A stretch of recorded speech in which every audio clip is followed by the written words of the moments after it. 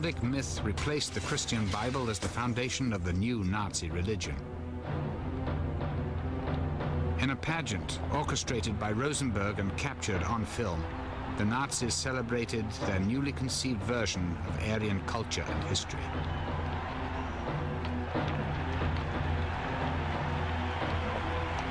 Rosenberg wrote, "Today a new mythos is dawning, the mythos of the blood, the belief that the godly essence is to be defended through the blood."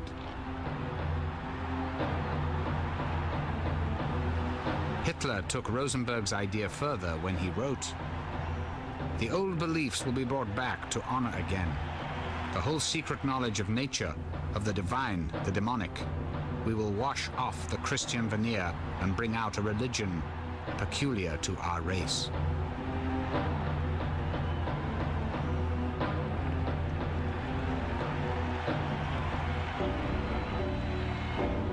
As a symbol for the new religion, Hitler chose the swastika.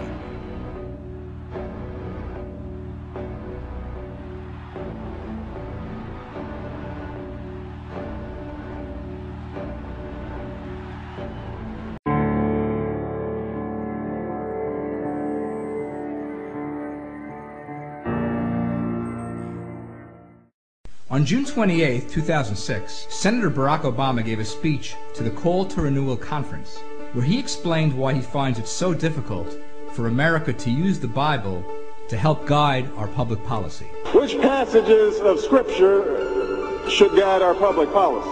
Should we go with Leviticus, which suggests slavery is okay?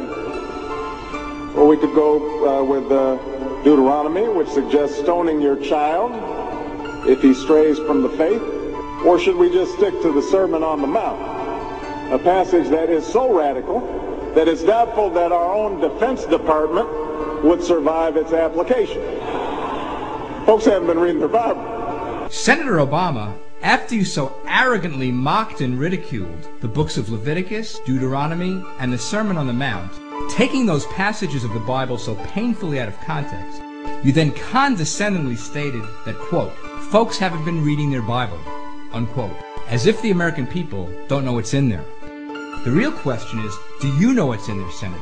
For instance, did you not know that most Christians and historians agree that the Sermon on the Mount contains the most spiritually inspiring words ever uttered by Jesus Christ or any other religious leader? And as far as your sarcastic remark regarding the Defense Department not being able to survive the Sermon on the Mount's application, I can assure you, Senator, that Christ would never advocate turning the other cheek to terrorists and America's enemies, as your smug laughter so clearly implied. And did you not know, Senator Obama, that the book of Deuteronomy, which you also arrogantly mock and ridicule, is what gave us the Ten Commandments? Folks, all those condescending remarks distorting our Judeo-Christian Bible did not come out of the mouth of Barack Obama's pastor, Jeremiah Wright. No, they came straight out of the mouth of Barack Obama. Folks haven't been reading their Bible. Paid for by phforamerica.com.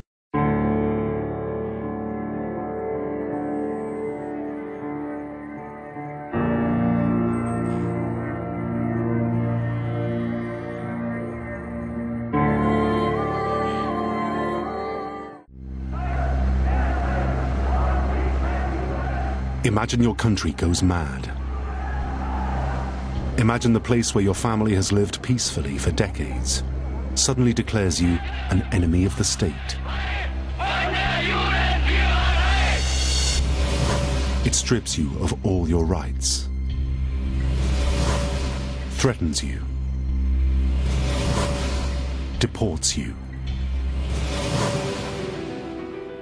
This is what happened to the Jews in 1930s Germany, thanks to the racial policies of one man, Adolf Hitler. Für Sie genügt nicht die bloße Ablegung des Bekenntnisses, ich glaube, sondern der Schwur, ich kämpfe.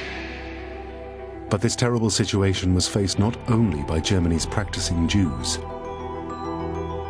but also by Germans who didn't even think they were Jewish. Most were Christians, who just happened to have distant Jewish relatives. It was ridiculous. Suddenly I heard that I'm a quarter Jew. The Nazis had a name for them: the Mischlinge, or half-breeds. Mischling singular, Mischlinge plural are horrible terms. They mean bastard, hybrid, mutt. Just shows you what the Nazis thought of these individuals.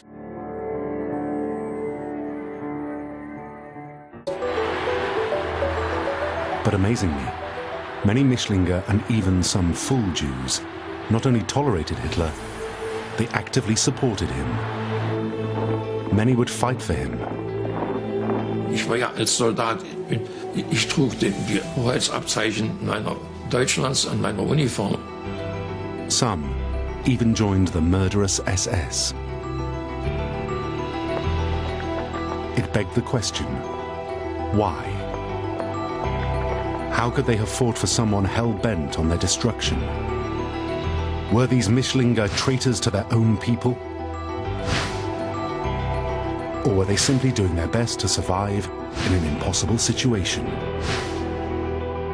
Ich wäre draufgegangen und hätte dann geschrien, ihr Banditen, ihr Verbrecher und so weiter. Und da wäre einer gekommen, hätte Bumm gemacht, dann wäre ich dann tot gewesen. Und da hätte niemandem was geholfen. This is the strange story of the Jews who fought for Hitler.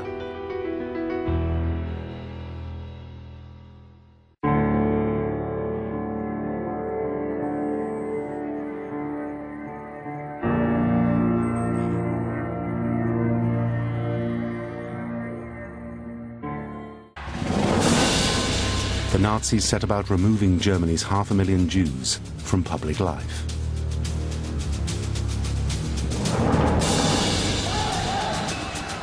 It started slowly, at first. Jewish-owned shops and businesses were boycotted. They were daubed with graffiti. A Nazi Party militia turned customers away.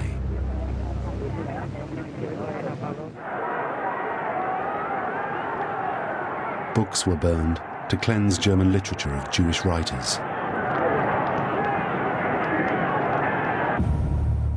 Then, anti-Semitism was enshrined in law, with Aryans and non-Aryans legally segregated. They were made to sit in separate compartments in trams, or specially designated rows in the cinema. And Jews were banned from the civil service in April 1933.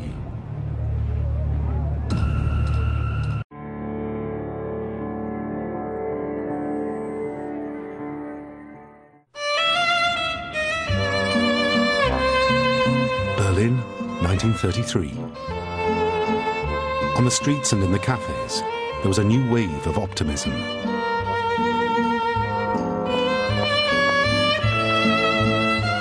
After decades of political instability, economic depression and joblessness, things at last seemed to be on the up.